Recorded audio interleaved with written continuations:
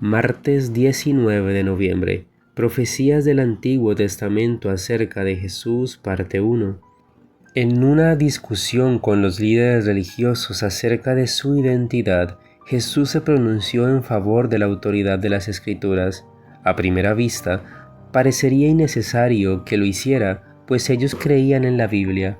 Sin embargo, lo hizo para mostrarles quién era, independientemente de cuán duros fueran sus corazones, y de cuánto lucharán contra la convicción impulsada por la evidencia. Por su parte, Juan registra muchas citas directas y alusiones al Antiguo Testamento que señalan a Jesús como el cumplimiento de las promesas mesiánicas bíblicas. ¿Qué relación existe entre los siguientes pasajes del Nuevo Testamento y del Antiguo Testamento? Es decir, ¿cómo utiliza el Nuevo Testamento estos textos para dar testimonio en favor de Jesús? Juan 1:23 dijo: «Yo soy la voz de uno que clama en el desierto, enderezad el camino del Señor», como dijo el profeta Isaías.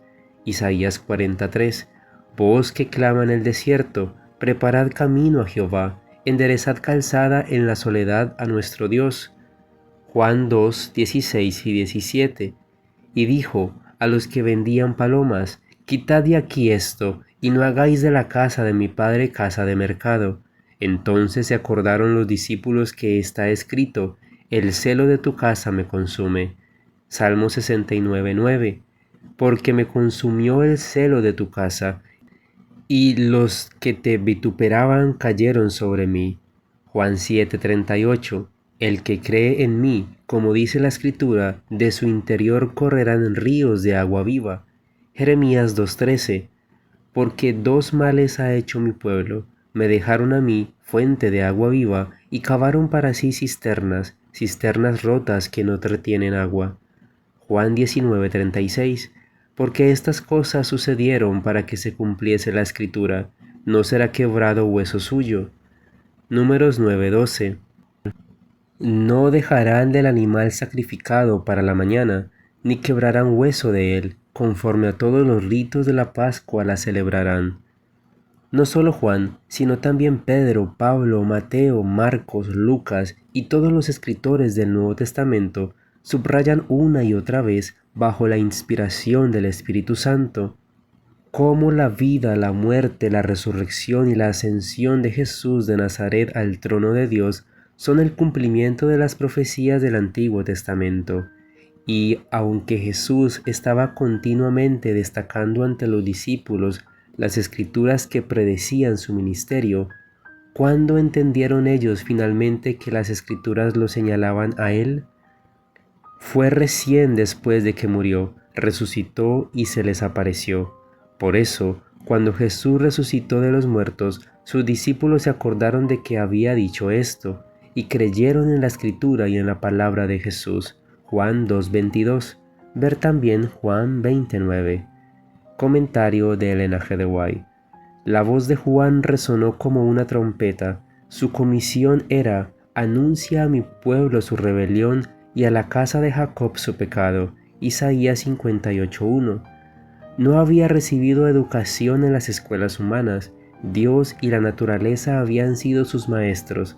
En la tarea de preparar el camino para el advenimiento de Cristo, se necesitaba a uno que fuera tan valiente como para hacer oír su voz, al igual que los profetas de la antigüedad, y amonestar a la nación degenerada para que se arrepintiera.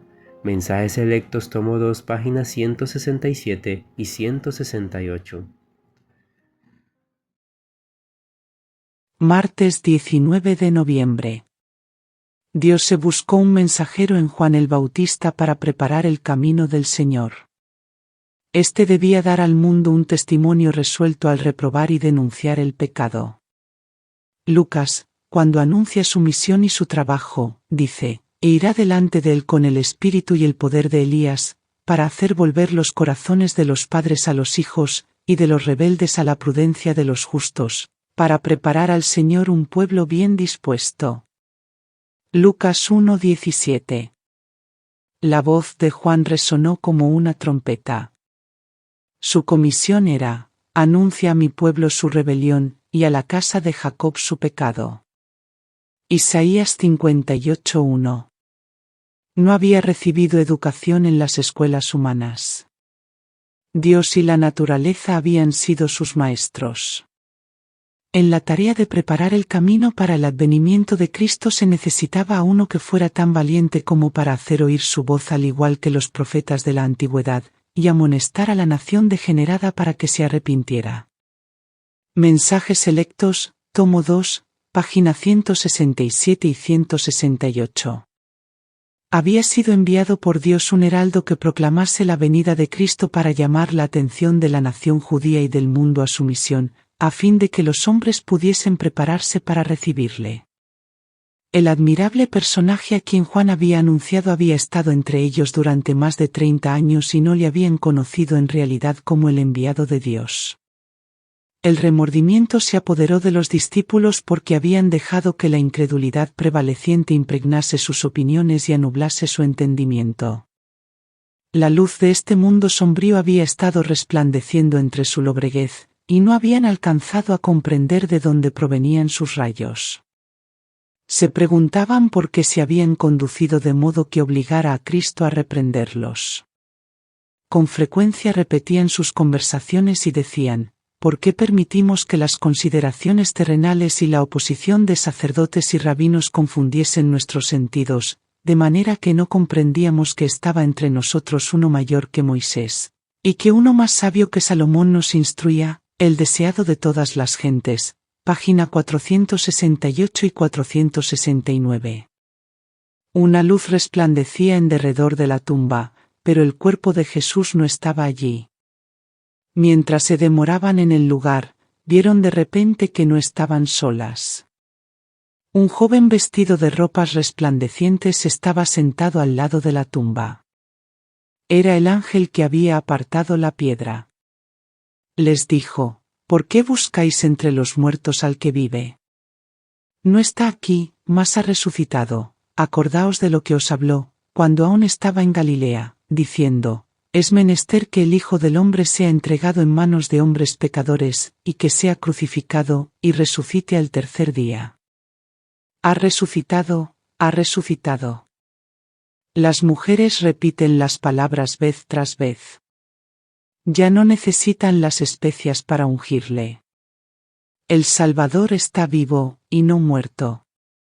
Recuerdan ahora que cuando hablaba de su muerte, les dijo que resucitaría. ¿Qué día es este para el mundo? Prestamente, las mujeres se apartaron del sepulcro y, con temor y gran gozo, fueron corriendo a dar las nuevas a sus discípulos. El deseado de todas las gentes, páginas 732 y 733.